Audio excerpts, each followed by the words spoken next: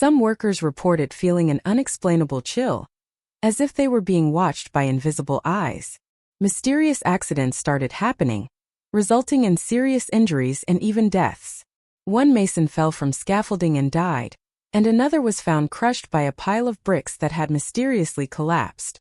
Gregorio, a pragmatic and skeptical businessman, ignored the rumors that the hill was cursed. He insisted that the construction continue, believing the incidents were merely due to the workers' incompetence or sheer coincidences. Determined to complete his project, he was undeterred by the rumors. Finally, after many months of hard work, the house was finished. Gregorio moved in with his young wife Isadora and their newborn son Miguel. In the first few months, the house seemed to be the perfect refuge for the family. Gregorio hosted opulent parties, attracting the local elite to his new home. The halls were filled with laughter and music, and the house glowed with the luxury Gregorio was so eager to show off. But happiness in the house did not last long. Isadora began to feel a strange and unsettling presence. At night, she heard whispers in the empty corridors and saw shadows that seemed to dance on the walls. Miguel, normally a calm baby, began crying incessantly, as if he sensed something the adults could not see. Isadora's behavior became increasingly erratic, and in desperation, she begged Gregorio to leave the house. Gregorio, however, refused to abandon his dream. He called doctors and even priests to try to help his wife, but nothing seemed to solve the problems plaguing the family. Isadora, growing increasingly fragile, succumbed to a mysterious illness, dying just a year after moving into the house. The tragedy left Gregorio devastated and lonely. He began to wander the house, talking to himself and reliving memories of happier days. His mental health deteriorated rapidly, and he too eventually succumbed to despair, leaving Miguel in the care of distant relatives. The house's story was lost to time as it fell into disrepair and near ruin. The townsfolk avoided the hill, fearing the rumors of hauntings and curses. The House of Terrors became a place of legend and fear, a symbol of tragedy and mystery. The residents of the small town, especially the older ones, had much to say about the mysterious abandoned house on the hill. Stories about the House of Terrors were passed down from generation to generation, fueling both fear and curiosity among the locals. Dona Marilda, one of the oldest residents, always told the same story around the fireplace on winter nights. She clearly remembered the days when the house was still inhabited. As a child, Marilda and her friends would hear scary stories from the adults about the house, and swore never to go near it. According to her, the opulent parties organized by Gregorio Montenegro often ended abruptly, with guests fleeing in panic, claiming to have seen dark figures and heard inexplicable screams. Another resident, Arnaldo, had his own story to tell. He recalled a night when, returning home after a day of work, he saw strange lights flickering in the windows of the abandoned house. Curious and a bit frightened, he decided to investigate.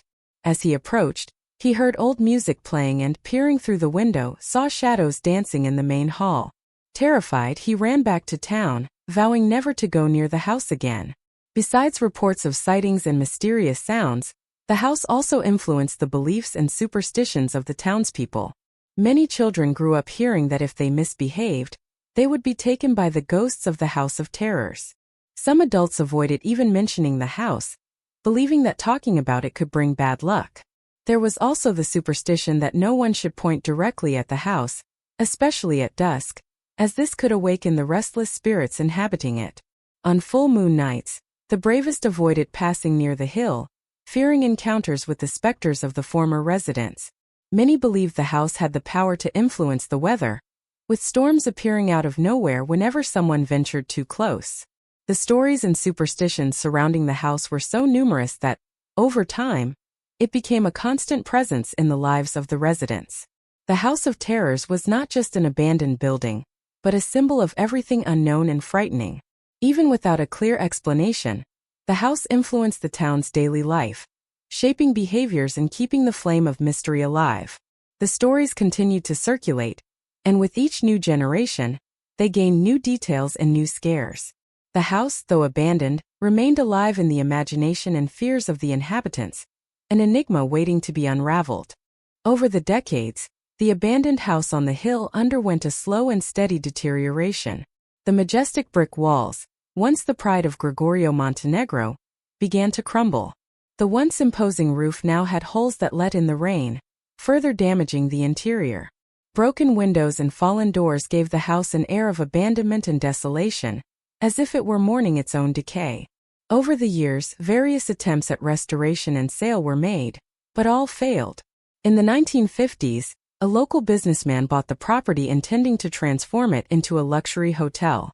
However, after a series of inexplicable accidents during the renovation, he abandoned the project, leaving the house even more ruined. In the 1970s, a group of investors tried to turn the house into a historical museum, but the restoration costs were exorbitant, and the project was cancelled before it even began. Each failure only reinforced the house's sinister reputation, increasing fear and superstition among the town's residents. The house's presence directly influenced the community. Properties nearby had significantly lower values due to the proximity to the House of Terrors. Many believed that living near it brought bad luck, and the few brave souls who bought houses in the vicinity didn't stay for long. There was a palpable sense of discomfort among the closest neighbors. They reported hearing screams and whispers coming from the house at night, even though it was clearly empty. These reports contributed to the atmosphere of fear surrounding the area. No one wanted to live near the house, and the street where it was located became known as a place to be avoided. The house's presence also affected the town's daily life. Children were forbidden to play nearby, and adults avoided passing by after sunset. Local businesses suffered from the decreased foot traffic in that area, and even the postal service had difficulty delivering mail to the few remaining residents. The impact on the neighborhood was evident. The houses around, often poorly maintained, reflected the neglect and abandonment radiating from the House of Terrors. The hill, which once offered a stunning view, now seemed a desolate place where nature began to reclaim its space. The years passed, but the house remained a constant and unwanted presence. Each attempt to give it a new purpose failed, as if the structure itself was determined to resist any change. The House of Terrors was not just an old, decrepit building.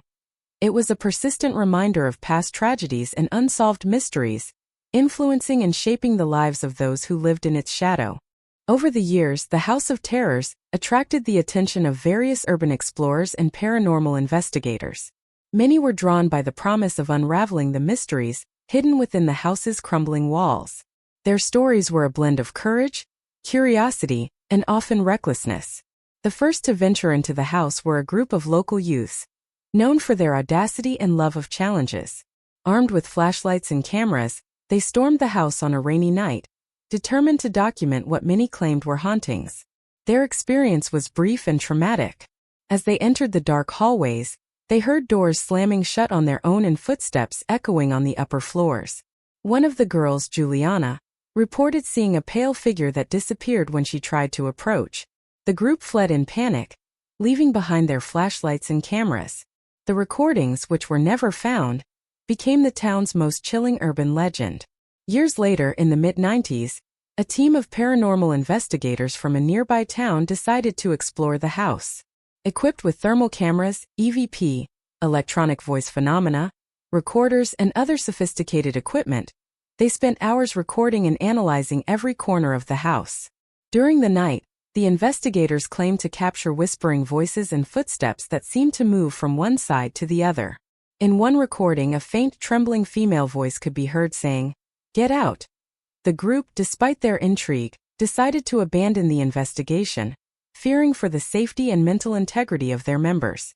From then on, the house gained notoriety among paranormal enthusiasts. Various ghost hunting teams, journalists, and independent researchers tried to uncover the secrets of the House of Terrors. Each visit brought new stories and intriguing discoveries. In one of these expeditions, led by a famous researcher of inexplicable phenomena, objects that seemed to have been left in haste were found. Among them was an old doll, a dusty diary, and a collection of handwritten letters. The diary, belonging to Isidora Montenegro, revealed the torments she faced before her death. The letters, written in a cursive and emotional style, spoke of terrifying visions and a presence she described as a specter of sadness and pain. One of the most surprising discoveries was made by a group of archaeologists who, during an excavation near the house, found human bones dating from the early 20th century. The discovery raised questions about possible connections with the Montenegro family and the tragic events that had occurred there. Forensic analysis revealed that the bones belonged to several people, including children, which only increased the mystery and rumors that the hill might be haunted by the spirits of former residents. Each new investigation and discovery further fueled the myths surrounding the house. The presence of personal objects and ancient documents brought forth more questions than answers, challenging the residents and researchers to uncover the secrets still hidden in the shadows of that decaying mansion. The House of Terrors continued to be an ever-evolving enigma, a place where the past and present intertwined in a veil of mystery and haunting. The truth about the House of Terrors began to unfold when Giulia Montenegro, a distant descendant of Gregorio, found a series of historical documents in an old chest at the family's countryside house. These records, covered in dust and aged by time, shed light on the dark events that marked the house's history. Among the documents were diaries, letters, and financial records of Gregorio Montenegro.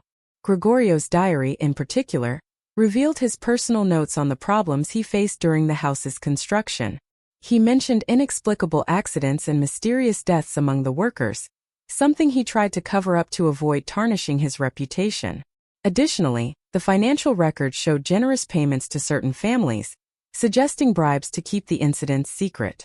Giulia, intrigued by the documents, decided to seek out the descendants of the families mentioned in the records.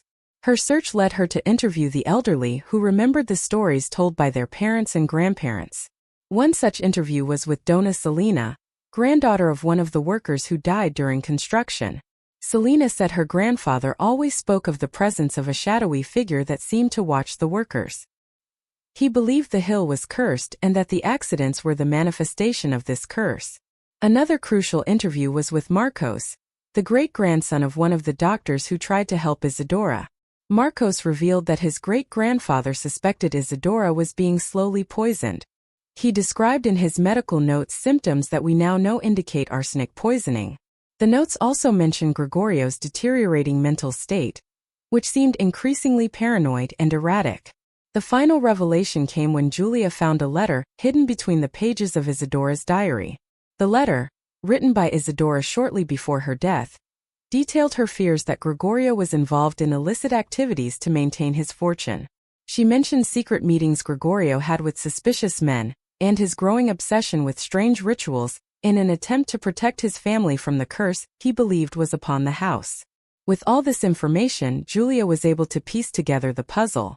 The house was built on a hill that many believed was cursed, and the accidents during its construction only reinforced this belief. Gregorio, desperate to maintain his status, tried to hide the tragic events and engaged in dark practices to ward off the evil he felt surrounding his family. Isadora, slowly poisoned, died without knowing the full truth, and Gregorio, consumed by guilt and despair, eventually succumbed to madness. The house was left abandoned because no one wanted to face the curse associated with it. The townspeople, aware of the tragic events and ghost stories, preferred to keep their distance. Giulia, now with all the pieces of the puzzle, decided to reveal the truth to the world. She organized an exhibition in the town, showing the documents and sharing the stories of the former residents. The exhibition attracted the attention of historians, journalists, and curious visitors, finally bringing clarity to the mysteries surrounding the House of Terrors. The truth, though painful, brought a sense of closure to the town and allowed the restless spirits of the former residents to finally rest. The house, now recognized as a historical landmark, became a place of memory and reflection, where visitors could learn about the dark past and the mistakes that should not be repeated.